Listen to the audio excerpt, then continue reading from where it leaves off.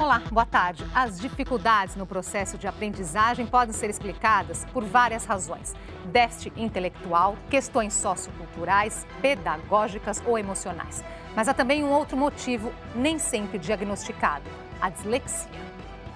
Foi durante o processo de alfabetização que a mãe do Felipe percebeu que havia algo de errado no aprendizado do filho. Ele aprendia tudo, mas num ritmo inferior ao dos amiguinhos. Ou lia errado, ou muito silabado. Com o decorrer do tempo, quando ele começou a conseguir escrever, ele juntava sílabas, não separava palavras. Até o diagnóstico, o menino passou por vários médicos. Otorrino, para ver se ouvia bem, fonoaudióloga.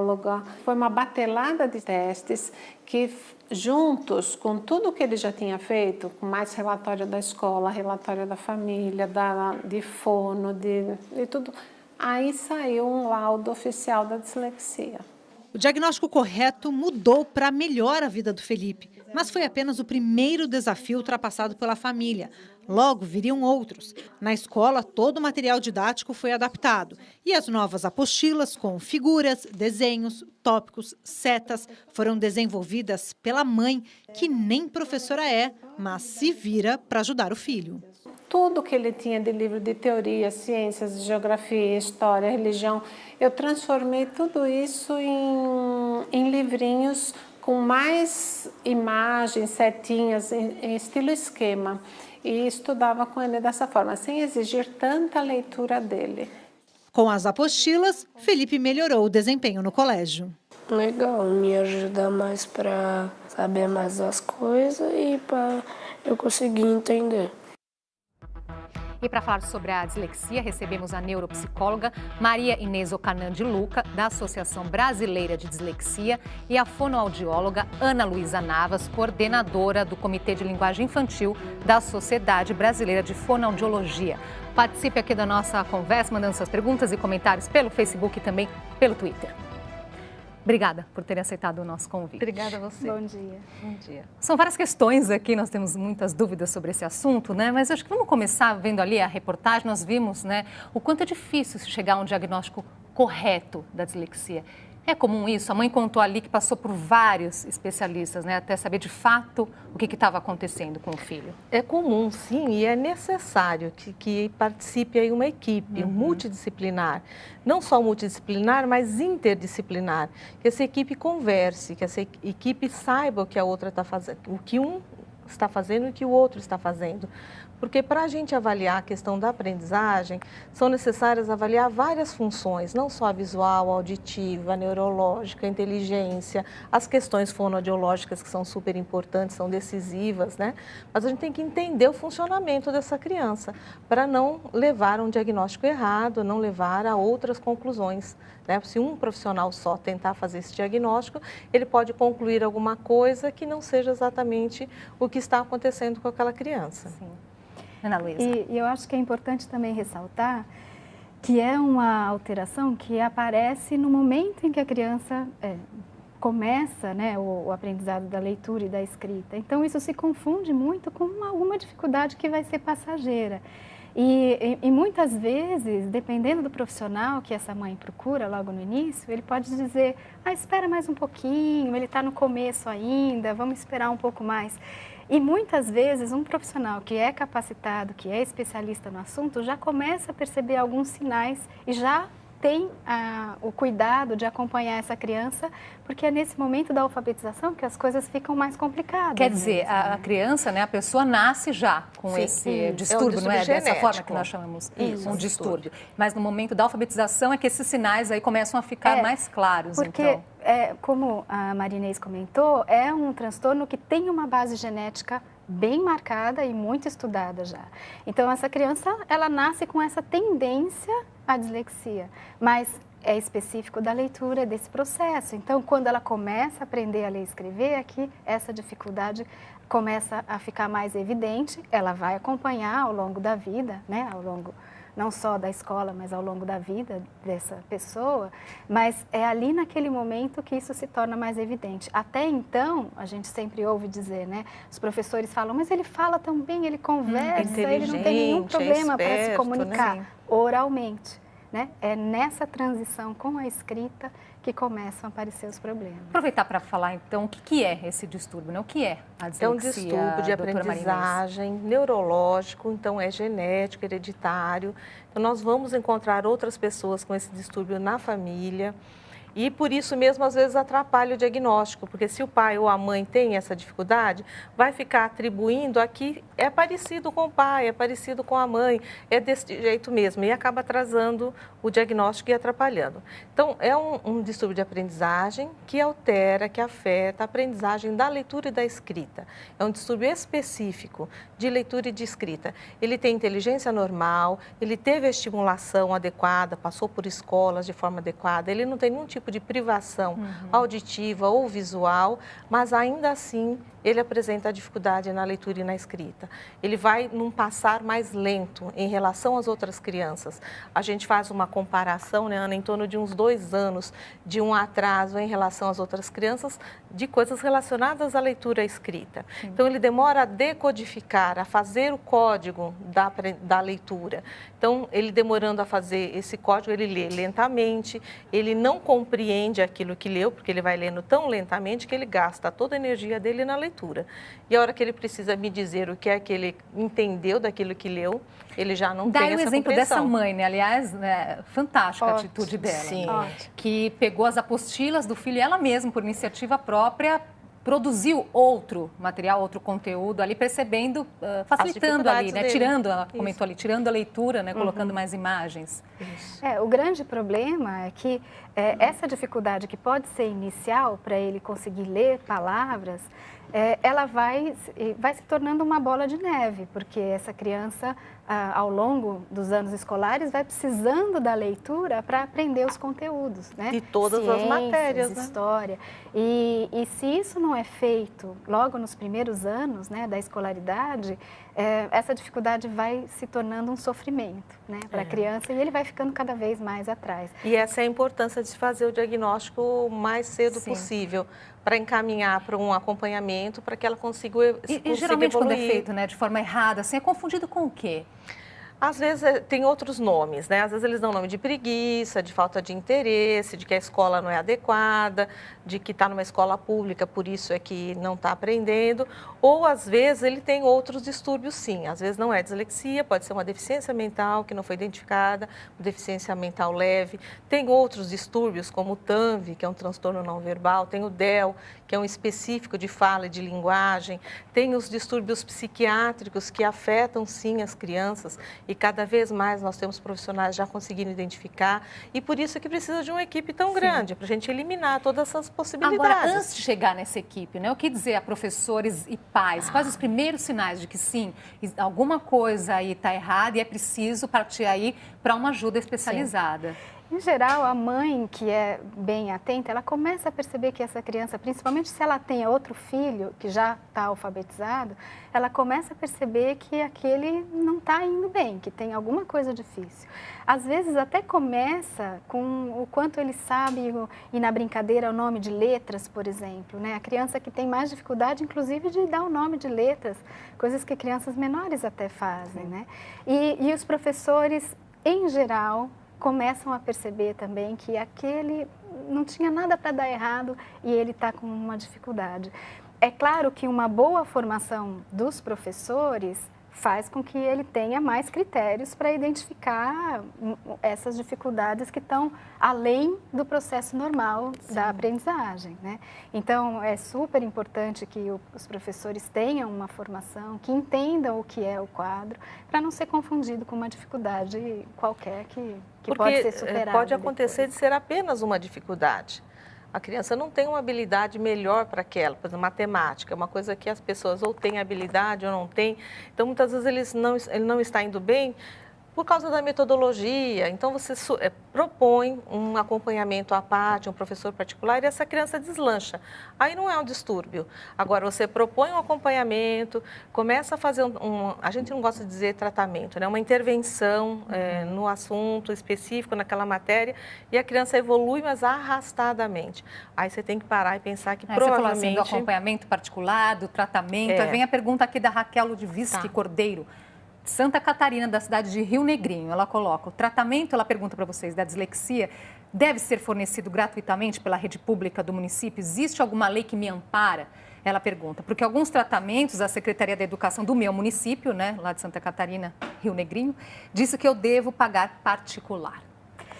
Na verdade, eu acho que todo município que tem um serviço de saúde, que tenha uma equipe multidisciplinar, ou que tenha um fonoaudiólogo ou um psicólogo, e diversos equipamentos de saúde têm esses profissionais, eles podem sim, assim, a gente tem vários serviços que não são especializados para a dislexia, mas podem fazer a intervenção, a estimulação.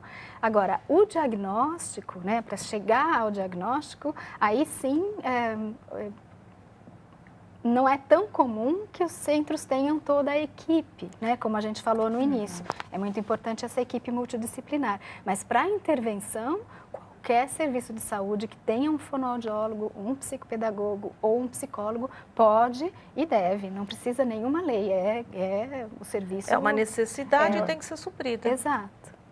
Tem o Albertino Ferreira Paiva, também está participando, ele diz o seguinte: a dona Maria, minha mãe, me curou disso. Ela dizia, se errar mais uma vez você apanha, eu curei de imediato.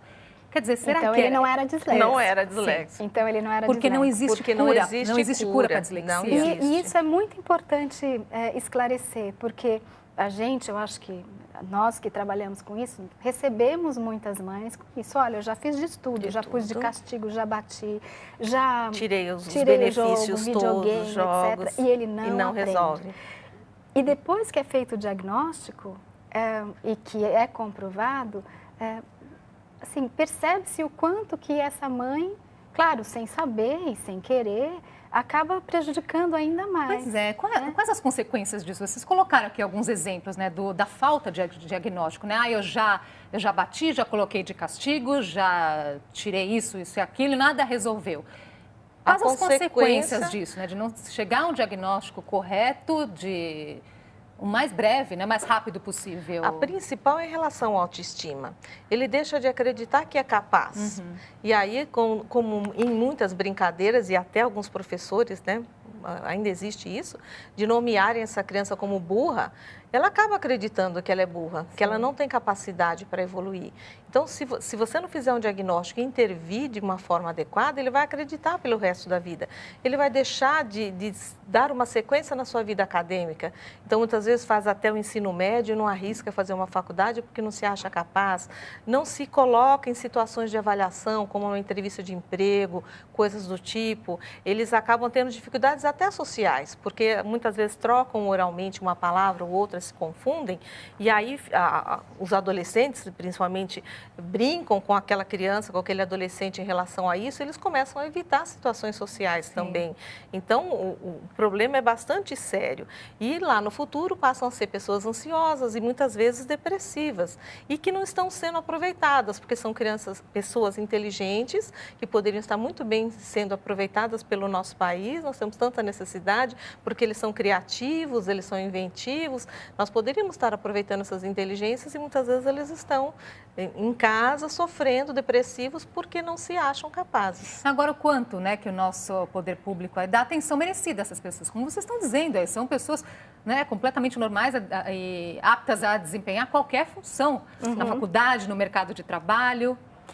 Nós damos a atenção merecida para essas pessoas? Então, a gente tem tido uma mudança grande, principalmente de alguns setores da educação, de reconhecer essas crianças, né? Por exemplo, a gente tem, nos últimos anos, a possibilidade de fazer um vestibular e dizer que é disléxico, e aí você tem uma prova adaptada para isso, né? A prova do Enem, por exemplo, também tem essa possibilidade. Você tem um tempo extra, ou você pode ter alguém para ler as questões, e aí você responde, claro, mas quando os textos são muito grandes, o tempo que demora, mesmo um adulto, né, fazendo vestibular. Então, existem essas iniciativas que são oficiais. E até concurso público, concursos públicos. Também tem uma prova um atendimento diferenciado. Isso. A prova é a mesma, mas o atendimento é diferenciado. E vários vestibulares para entrada na universidade já têm essa possibilidade, né? O problema é que, como em tudo, vão se ganhando alguns passos, mas a luta continua sempre, né? Então, por mais que esse aluno possa entrar, por exemplo, numa USP, né, numa Universidade de São Paulo, pela FUVEST, que é o vestibular, na universidade ele vai ter que de novo batalhar para ter adaptações do seu Quando conteúdo. chegar no mercado de trabalho, mais nós vamos falar daqui a pouquinho sobre isso, inclusive. A gente volta já, continue aqui participando com as suas perguntas e comentários, nós vamos mostrar agora os endereços.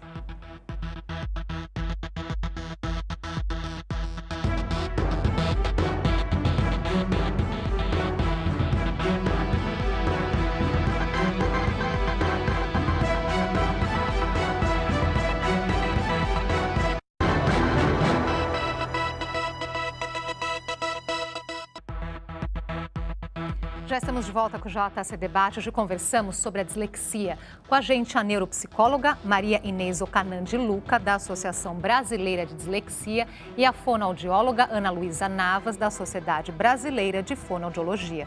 Continue aqui participando com as suas perguntas e comentários pelo Facebook e pelo Twitter. A gente ouve muito falar da dislexia em crianças, mas as dificuldades de leitura, escrita e memória persistem na idade adulta. Daí a importância do diagnóstico correto para que essa pessoa desenvolva estratégias para lidar com os desafios no dia a dia. A alfabetização é um período de descobertas, feliz para a maioria das crianças que começa a aprender a ler. Para Renato, foi o início da fase mais triste da vida dele. A dificuldade principal é na escrita. Os professores começam a dizer, não, mas você é inteligente para um monte de coisa. Para fazer lição, você é burro. Então, você não faz lição, você é burro, você não consegue aprender, você é preguiçoso. Não era preguiça. Renato é disléxico e há mais de 30 anos essa dificuldade não era diagnosticada corretamente. O bullying praticado pelos colegas de classe e até pelos professores o marcou para sempre. E a professora pegou a minha redação e leu. E no fim da leitura, a professora, todo mundo bateu palma. Eu percebi que tinha alguma coisa errada. E aí ela começou a ler com todos os erros de português, sem acento, palavras erradas, sem vírgula. Aí ela lia até ficar sem fôlego. Aí ela falava assim, você pode matar alguém com essa redação, se a pessoa respeitar as regras de português. Aí foi terrível. Isso é uma coisa que me traumatizou. Eu acho que a partir daí eu entrei nessa fase de me esconder. O desempenho ruim fez Renato repetir todas as séries até o 6º ano do ensino fundamental, quando abandonou a escola. Ele estava com 17 anos. Aí começou a trabalhar e então veio a surpresa. Funcionário de uma empresa de informática, ele aprendia tudo sozinho. Bastava observar e fazer igual. Virou o melhor funcionário. Casou, teve filhos e só aos 29 anos foi diagnosticado. E aí mudou? Mudou completamente. Me abriu a mente, eu voltei a ter interesse por estudar. Renato concluiu o ensino médio e hoje é sócio de uma empresa de tecnologia. Eu desenvolvo produtos, integrações de sistemas, eu tenho uma equipe com mais de 30 funcionários, tenho PhDs na minha equipe, tenho pessoas pós-graduadas. Todos eles sabem dessa dificuldade, né? E a gente lida com isso com muita tranquilidade, transparência, né? O Renato aí é um belo do exemplo, né? Ele bateu um papo ótimo lá com a repórter, com a Maiana, né? Contou aí dessa questão da dificuldade, chegar a um diagnóstico apenas aos 29 anos, depois que não estudou, desistiu, chegou ao mercado de trabalho, depois está tudo certo, com sucesso, mas chama a atenção quando ele coloca ali, né, que a professora ficou martelando aí no erro, fez questão de ler a redação dele, mostrando todos os erros e as consequências disso, né, o quanto que ele levou esse trauma para a vida adulta, né? E é a prova de que isso não ajuda, porque às vezes a professora tem a melhor das boas vontades, achando que destacando todos os erros dele vai estar ajudando. E na verdade, qual o trauma que ela não causou a esse indivíduo? Que na vida adulta só que foi perceber o que é que ele tinha, foi entender o que ele tinha, porque a questão não é só essa, né? Entender que ele funciona diferente, mas que ele é capaz. E a professora tem que estar muito atenta a esses detalhes. E aproveitar o que essa criança tem de bom e destacar os pontos fortes, não as dificuldades que ele tem e ajudar, né? Isso não ajudou, isso que ela fez não ajudou. Ana Luísa, né, já comentou, já escreveu sobre isso, inclusive, que o simples fato de permitir, por exemplo, que um aluno grave a aula faz toda a diferença, né? Entre ele participar, estar ali no dia a dia e desistir de estudar. Então, Claro. são coisas simples aí que poderiam ajudar, né? E a gente percebe que a gente tem feito vários levantamentos e estudos comparando como os outros países têm feito essa adaptação, principalmente no ensino médio e no ensino superior. Então, esse jovem adulto consegue entrar numa faculdade e, se ele estiver no Canadá, na Inglaterra, nos Estados Unidos, ele vai ter um programa especial para ele. Então, ele vai ter mais tempo para fazer uma prova.